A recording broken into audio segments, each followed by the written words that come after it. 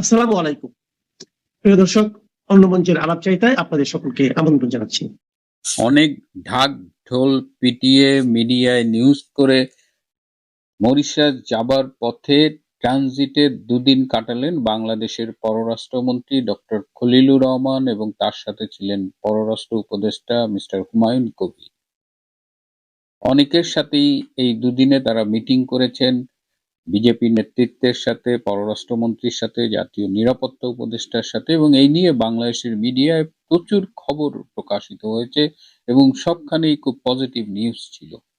আসলে কি হয়েছিল আজকে সেই বিষয় নিয়েই আপনাদের সাথে আলোচনা করব। শেষ পর্যন্ত সাথে থাকবেন আশা করি। গত 6ই এপ্রিল আমি একটা এপিসোড করেছিলাম। 7ই এপ্রিল ডক্টর খলিল এবং মিস্টার হুমায়ুন কবির দিল্লিতে গিয়েছিলেন এবং সেখান থেকে 9ই এপ্রিল তারা মরিশাসে গিয়েছেন ইন্ডিয়ান ফাউন্ডেশন আয়োজিত ইন্ডিয়ান ওশান সম্মেলনে। তো ভারতে তাদের কি আলাপ হতে পারে, ভারতে তাদের কি বার্তা দিতে পারে, এই সম্পর্কে আমি কিছু কথা আগাম বলেছিলাম। আমার মনে হয় যে আপনারা সেটা দেখতে পারেন। 8 তারিখে আমি দেখলাম যে একজন কমেন্টস করেছেন, আমার একজন দর্শক, যে মিল্টন ভাই একদিন হয়ে গেল, কি আলোচনা হয়েছে আপনি আমাদের জানান। আজকে আমি যখন কথা বলছি 12 তারিখ, 4 দিন হয়ে গেছে সেই মিটিং গুলো। তো আমি কেন 4 দিন সময় নিয়েছি, কারণ আমি এক্স্যাক্টলি ইনফরমেশন গুলো পেয়েছি গতকাল। আমি মনে করেছি যে একদম ভেরিফাইড ইনফরমেশন না হলে আমি আপনাদের কাছে দেব না, এবং আমি চেষ্টা করি সব সময় যেন যখন আমি কোনো ইনফরমেশন দেই তখন সেটা যেন ভ্যালিড হয়, সত্যি হয়। যখন আমি অ্যানালিসিস করি, আমার কোনো মতামত দিই, তখন সেটা আমার একটা অ্যানালিসিস বিশ্লেষণ হতে পারে। সেটা অনেক সময় আপনাদের পছন্দ হয়, অনেক সময় ভবিষ্যতের সাথে মেলে মেলে না, দ্যাটস এ ডিফারেন্ট ইস্যু। কিন্তু এই গত 3-4 দিন ধরে আমি বাংলাদেশের মিডিয়ায় এবং আমাদের সামাজিক যোগাযোগ মাধ্যমে অনেকের কাছে যেভাবে শুনলাম, এবং গতকাল মধ্যরাতে আমার অস্ট্রেলিয়ান সময় প্রায় রাত 1:30, তখন আমি যখন একদম ফার্স্ট হ্যান্ড ইনফরমেশন গুলো পেলাম, তখন দেখলাম যে এ যাবৎ প্রচারিত তথ্যের অধিকাংশই সত্য না। বাংলাদেশ গিয়েছিল বেসিক্যালি 18টা পয়েন্টস নিয়ে, 18টা দাবি নিয়ে আলোচনা করতে। ভারতের কাছে তারা 18টা বিষয়ে ফেভার চেয়েছে। আর ইন রিটার্ন আপনারা জানেন যে ভারতের সাথে 10টি পয়েন্টে মুচলেখা দিয়ে তারেক রহমান বাংলাদেশে এসেছে এবং নির্বাচনে জয়লাভ করে প্রধানমন্ত্রী হয়েছে। সুতরাং এখানে দুই পক্ষেরই কিছু গিভ অ্যান্ড টেকের বিষয় ছিল। আসুন আমরা একটু দেখে নিই যে বাংলাদেশের পক্ষ থেকে কি কি চাওয়া হয়েছিল। যে 18টি পয়েন্ট বললাম, আমি প্রায় 10টার থেকে 11টা পয়েন্ট পেয়েছি। প্রথমেই বাংলাদেশ জ্বালানি নিরাপত্তা চেয়েছে, তেল চেয়েছে। বিশ্বের বর্তমান সংকটে মন্ত্রীরা যতই বলুক বাংলাদেশে তেলের সংকট নেই, আপনারা দেখতে পাচ্ছেন যে একটা তেলের পাম্পে কি পরিমাণ লাইন পড়েছে।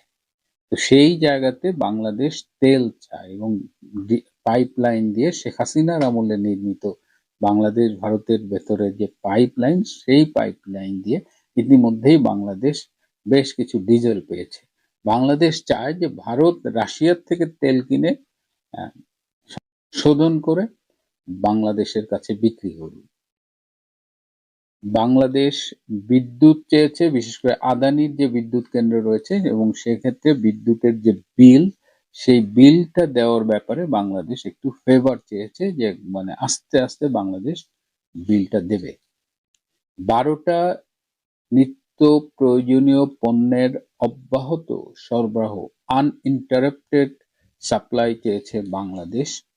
30শে জুন পর্যন্ত তারা এই নিত্য প্রয়োজনীয় 12টি প্রোডাক্ট যেন ভারত থেকে বাংলাদেশে যায়, সেটা নিশ্চয়তা চেয়েছে। এক্ষেত্রে ভারতের পক্ষ থেকে বলা হয়েছে যে যেহেতু এটা ফলনের উপর নির্ভরশীল, যদি সাফিসিয়েন্ট ফলন হয়, যদি তাদের ইন্টারনাল রিকোয়ারমেন্ট ফুলফিল হয়, তারপরে যদি নর্মালি যেভাবে তারা পাঠায় সেই পরিস্থিতি বিরাজ করলে তারা বাংলাদেশে এই নিত্য প্রয়োজনীয় বিষয়গুলো রপ্তানি করবে। সীমান্তের হাট দুই দেশের সীমান্তে সাপ্তাহিক হাট বসতো এবং ইউনূসের আমলে এই হাটগুলো বন্ধ হয়ে গেছে। তো বাংলাদেশের পক্ষ থেকে এই সীমান্তের হাট চালু করার জন্য ভারতকে অনুরোধ করা হয়েছে। ভারত বলেছে এটি বিবেচনা করে দেখবে এবং এর সাথে কোনো সিকিউরিটি ইস্যু আছে কিনা এটা ভারতের জন্য বড় কনসার্ন। এই যে পুরো আলোচনা হচ্ছে বা ভারতের কথাবার্তায় আমরা কিন্তু একটা জিনিস বুঝি যে বাংলাদেশে তারা সিকিউরিটি কনসার্ন নিয়ে এ কারণেই উদ্বিগ্ন যে বাংলাদেশের থেকে যেন ভারত বিরোধী জঙ্গি তৎপরতা বা বিধ্বংসী কোনো তৎপরতা না চলে, এইটা ভারত ইনশিওর করতে চায়। ভারতের নিজস্ব নিরাপত্তাটা খুব জরুরি এবং তার জন্য বাংলাদেশে ইন্টারনাল সিকিউরিটি পরিস্থিতিটা ঠিক রাখতে হবে। গঙ্গার পানি চুক্তি নিয়ে বাংলাদেশের পক্ষ থেকে বলা হয়েছে এবছরই 30 বছর যে চুক্তিটি করেছিল শেখ হাসিনা সরকার ভারতের সাথে, সেই 30 বছর মেয়াদী গঙ্গার জলের চুক্তিটি শেষ হয়ে যাবে এবছর। সুতরাং সেটি রিনিউ করার ব্যাপারে এর আগে ইউনূসের আমলে কিছু মিটিং হয়েছে, সেই মিটিং গুলো খুব একটা ফলপ্রসূ হয়নি। তো ভারতের পক্ষ থেকে এই গঙ্গার পানি চুক্তি রিনিউ করার ব্যাপারে অনুরোধ করা হয়েছে। ভারত বলেছে যে বর্তমানে যেভাবে ক্লাইমেট চেঞ্জ হচ্ছে, যেভাবে জলের প্রবাহ বিভিন্নভাবে প্রভাবিত হচ্ছে, কখনো কমছে বাড়ছে, ভেরি আনপ্রেডিক্টেড কিছু বিষয় ঘটছে। তো সেই বিষয়গুলো বিবেচনা নিয়ে ভারত সম্ভবত বাংলাদেশের সাথে একটি গঙ্গা পানি চুক্তি করবে, তবে সেটি আগের মতো 30 বছর মেয়াদি হবে না। সর্বোচ্চ যদি চুক্তিটি হয় সেটি 15 বছর মেয়াদি একটি চুক্তি হতে পারে। তিস্তা নদীতে বাঁধ, এটি নিয়েও ভারতের কাছে বাংলাদেশের পক্ষ থেকে অনুরোধ করা হয়েছিল এবং এটি ভারত বলেছে যে এই যৌথ নদী কমিশন আছে এবং যেসব কমিটি আছে তারা আলোচনা করে এই ব্যাপারে একটা সিদ্ধান্তে পৌঁছবে এবং তখন ভারত সরকার এটি দেখবে। ভিসা নিয়ে বাংলাদেশের পক্ষ থেকে একটি কথা বলা হয়েছে, যেমন আপনারা জানেন যে দীর্ঘদিন ধরে বাংলাদেশিদের জন্য ভারত ট্যুরিস্ট ভিসা দিচ্ছে না, মেডিকেল ভিসাটাও খুব কঠিন করে ফেলেছে। শিক্ষার্থীদের জন্য যে লেখাপড়ার জন্য যে এডুকেশন ভিসা সেটিও অনেকটা অনিশ্চিত হয়ে গেছে। তো সেই জায়গায় ভারত বলেছে যে মেডিকেল ভিসা এবং বিজনেস ভিসাটা তারা আগের চাইতে একটু বাড়াবে, কিন্তু এই মুহূর্তে ট্যুরিস্ট ভিসা ওপেন করা ভারতের পক্ষে সম্ভব নয়, কারণ সেই সিকিউরিটি কনসার্ন ভারতকে তার আগে নিশ্চিত হতে হবে যে বাংলাদেশের সিকিউরিটি এনভায়রনমেন্ট ভালো। এবং বাংলাদেশে আপনারা জানেন যে এই ইউনূসের আমলে বা জুলাই আগস্টে সেই জঙ্গি অভ্যুত্থানের সময় ভারতীয় দূতাবাসের অফিসগুলো বিভিন্ন জায়গায় বিভিন্ন শহরে আক্রান্ত হয়েছিল। সুতরাং ভারত এখনো মনে করছে যে তাদের যে অফিসের নিরাপত্তা সেটা এখনো তারা সিকিউর ফিল করছে না। সো এই অবস্থায় ট্যুরিস্ট ভিসা পেতে বাংলাদেশিদের আরো একটু অপেক্ষা করতে হবে। শিক্ষার্থীদের জন্য ভিসারও সেই একই কাহিনী, সেখানেও এই সিকিউরিটি কনসার্ন এবং সেখানেও যে আগের মতো যে একটু মানে শিক্ষার্থীদের যে এডুকেশন ভিসা দেওয়া হতো সেটি এই মুহূর্তে একদম ওপেন করে দেওয়া হবে না। তার মানে ভিসার যে সমস্যা সেটা একরকম থেকেই গেল। বাংলাদেশ থেকে যে 10 দফা চুক্তিতে মুচলেকা দিয়ে তারেক রহমান ভারতের সাথে একটা আন্ডারস্ট্যান্ডিং করে বাংলাদেশে ফিরেছিলেন এবং প্রধানমন্ত্রী হয়েছেন নির্বাচনের মধ্য দিয়ে, সেইখানে সেই 10 দফার আপডেট জিজ্ঞেস করা হয়েছিল ভারতের পক্ষ থেকে এবং দেখা গেছে যে 1.5 দফা মেনেছে। কথা ছিল যে 3 মাসের মধ্যে এই 10 দফা তারা মেনে নেবে কিংবা 10 দফায় পর্যাপ্ত অগ্রগতি থাকবে, কিন্তু সেখানে দেখা গেছে যে সেনাবাহিনীর উচ্চ পদে কতিপয় পদে রদবদল এবং তুরস্কের একটি দলকে বাংলাদেশ থেকে ফিরিয়ে দেওয়া, এরকম ছোটখাটো কিছু দাবি মেনে নেওয়া হয়েছে, কিন্তু অধিকাংশ দাবি কিন্তু এখন পর্যন্ত মেনে নেওয়া হয়নি। সীমান্তে জঙ্গিদের তৎপরতা আস্তানা, আপনাদের মনে আছে আমি অনেক আগে বলেছিলাম ভারতের পক্ষ থেকে একদম স্যাটেলাইট পিকচার দিয়ে বলা হয়েছিল কোথায় জঙ্গিরা আস্তানা গেড়েছে। তো সেই ব্যাপারে আপডেট জানতে চাওয়া হচ্ছে। জেল পলাতক জঙ্গিরা যারা 24 সালের জুলাই আগস্টে জেল ভেঙে পালিয়ে গিয়েছিল, জেল থেকে মুক্তি পেয়েছিল, নানান কাজে তারা এখন মিশে গেছে এবং তারা বাংলাদেশে থেকে তাদের জঙ্গি তৎপরতা আবার শুরু করেছে। তাদের গ্রেপ্তার করার ব্যাপারে ভারতের পক্ষ থেকে জানতে চাওয়া হয়েছে এবং বাংলাদেশের কাছে ডক্টর খলিলের কাছে তেমন কোনো ইনফরমেশন ছিল না। একটা ইন্টারেস্টিং বিষয় ফাঁকে একটু বলে নিই যে ডক্টর খলিলের সাথে অজিত দোভাল নিরাপত্তা উপদেষ্টা এবং পররাষ্ট্রমন্ত্রী ডক্টর জয়শঙ্কর দুজনের মিটিং হয়েছে, কিন্তু দুজনের মিটিং এ কিছুটা সময় হুমায়ুন কবির সাহেব ছিলেন, কিন্তু পরবর্তীতে হুমায়ুন কবির সাহেবকে আহ, বের করে দিয়ে খলিলের সাথে একান্ত বৈঠক করেন অজিত দোভাল এবং জয়শঙ্কর। অর্থাৎ হুমায়ুন কবিরকে আসলে মূল আলোচনার সময়গুলোতে রাখা হয়নি। আরো ইন্টারেস্টিং বিষয় হলো সমুদ্র নিরাপত্তা নিয়ে আলোচনা হয়েছে।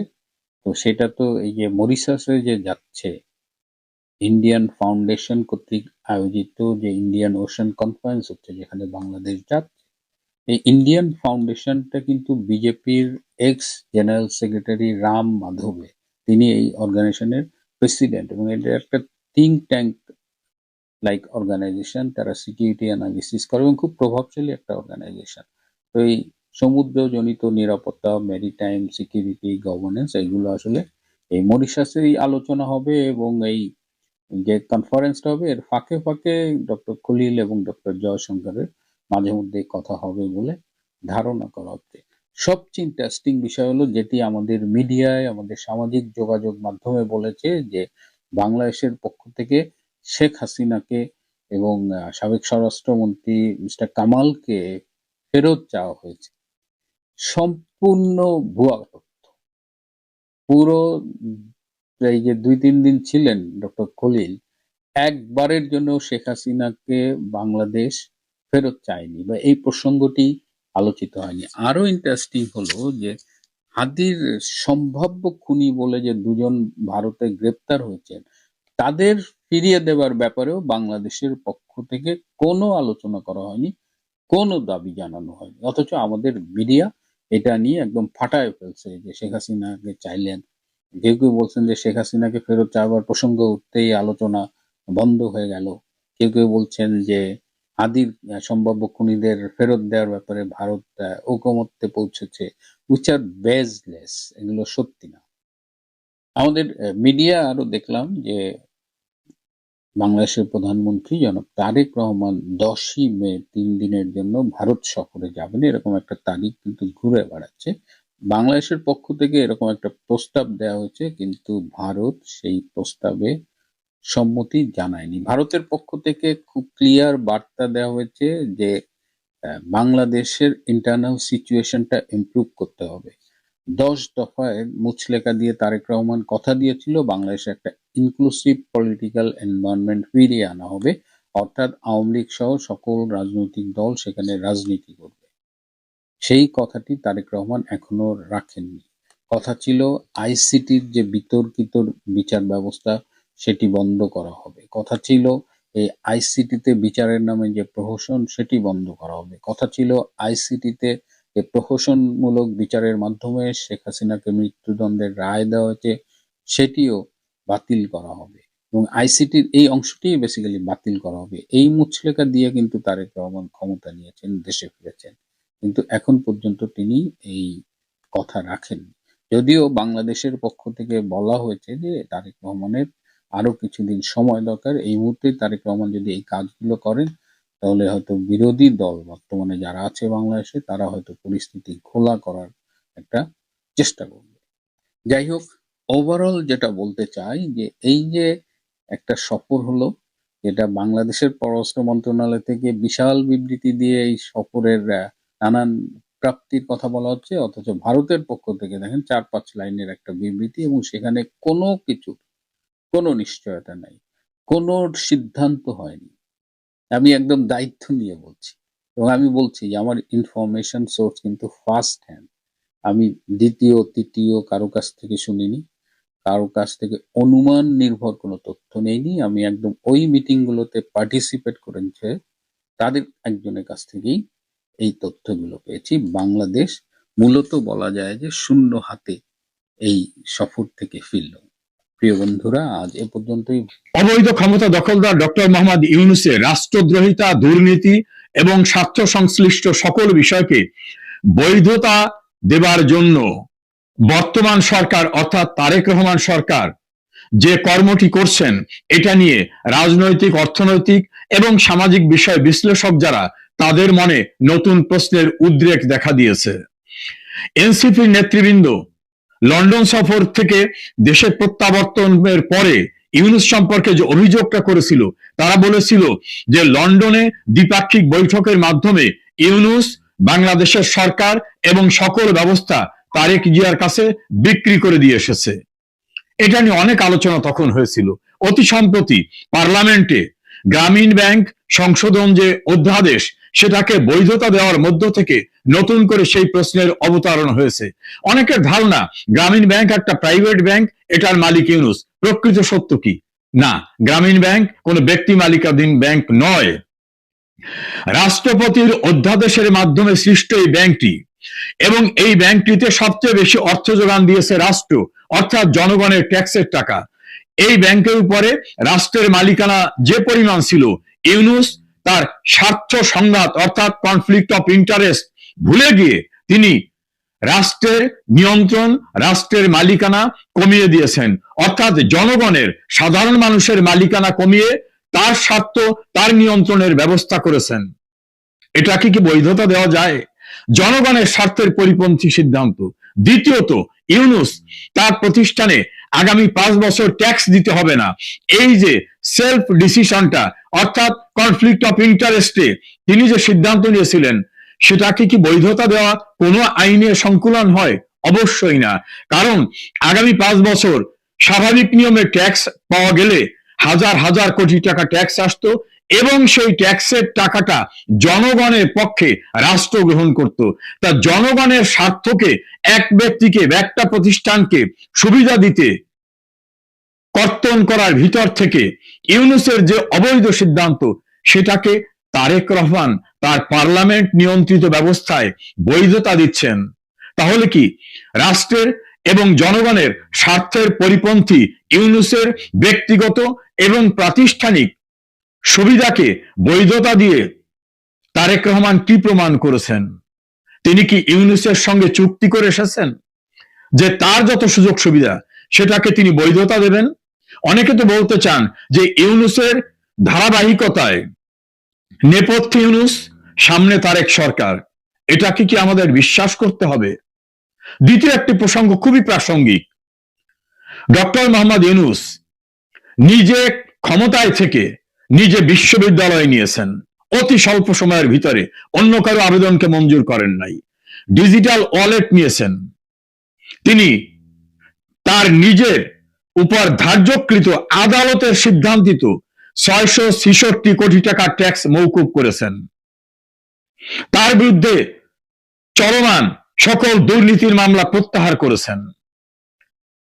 তিনি হেন কাজ নাই তার নিজ স্বার্থ সংশ্লিষ্ট 26টি সুযোগ সুবিধা তিনি নিয়েছেন। এই সুযোগ সুবিধায় ক্ষতিগ্রস্ত হয়েছে রাষ্ট্র, ক্ষতিগ্রস্ত হয়েছে দুর্নীতির বিরুদ্ধে ব্যবস্থা গ্রহণের রাষ্ট্রীয় সিদ্ধান্ত।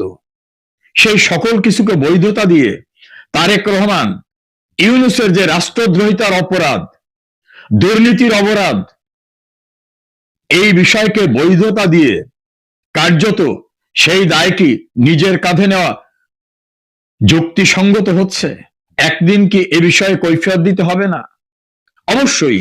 ইউনূস সম্পর্কে আমরা বিজ্ঞজন যারা, শেখ হাসিনার চরম বিরোধিতা করা সেই মানুষরা কি বলেছিলেন, আমরা একটু শুনি। ইউনূস এন্ড গং এবং ভাড়াটিয়া বুদ্ধিজীবী আলী রিয়াজ গং, তাদের যে নাটক সেটা শেষ হবে যখন তাদের রাষ্ট্রদ্রোহিতার অপরাধে তাদের যখন বিচার হবে। এবং আমি যতটুকু জানি ডক্টর মোহাম্মদ ইউনূস এবং আলী রিয়াজ এটা তো বাংলাদেশের সিটিজেন না সম্ভব। এইটা প্রফেসর কার্জন, ঢাকা বিশ্ববিদ্যালয়ের হাফিজুর রহমান কার্জন, তিনি একজন শিক্ষিত মানুষ, বুদ্ধিমত্তা মানুষ, তার বক্তব্য। সে একটা মিথ্যুক ব্যক্তি, সে এই দেশকে ভালোবাসে না, সে মিথ্যা কথা বলতে ভালোবাসে। ওর সম্বন্ধে আমি কি বলবো, doubt of the international, highest international অর্ডারের ডাউট। বাংলাদেশের খ্যাতিমান একজন আইনজীবী তিনি বলছেন ইন্টারন্যাশনাল হাইয়েস্ট স্ট্যান্ডার্ডের একজন টাউট এবং ক্লাউন হচ্ছে ইউনূস। আমরা আরো কয়েকজনের কথা শুনি একটু। শেখ হাসিনাকে একটা কাজের জন্য প্রশংসা করতে হবে, ইউনূস এই পাটপাটটাকে পুরো বাংলাদেশের সবার আগে শেখ হাসিনা চিনেছিল, আর কেউ চিনে না। এবং শেখ হাসিনার এই দূরদর্শিতার প্রশংসা করতে হবে, এই পাটপাটটা যদি চিনেছিল এই জন্য আমি তাকে স্যালুট করছি।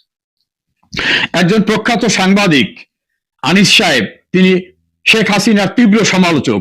তিনি বলছেন যে ইউনূসকে আমরা চিনতে পারিনি, ইউনূসকে শেখ হাসিনা চিনেছেন, এই জন্য শেখ হাসিনাকে তিনি বলছেন যে তাকে আমি স্যালুট জানাই। এভাবে ইউনূস সম্পর্কে মন্তব্য সর্বত্র, এবং তিনি কিভাবে ক্ষমতা দখল করেছেন সেটা নিশ্চয়ই আপনাদের অজানা না। আজকে নতুন করে এই বিষয়গুলোকে আমাদের সামনে নিয়ে আসতে হচ্ছে। পার্লামেন্ট যখন অবৈধ ইউনূসের অধ্যাদেশকে বৈধতা দিচ্ছে, তিনি যে মেটিকুলাস ডিজাইনের মাধ্যমে ক্ষমতা দখল করেছিলেন তার স্বীকারোক্তিটা তিনি ক্লিনটন ফাউন্ডেশনে যে কথা বলেছিলেন, আমরা সেই বিষয়টাকে একটু দেখি এবার।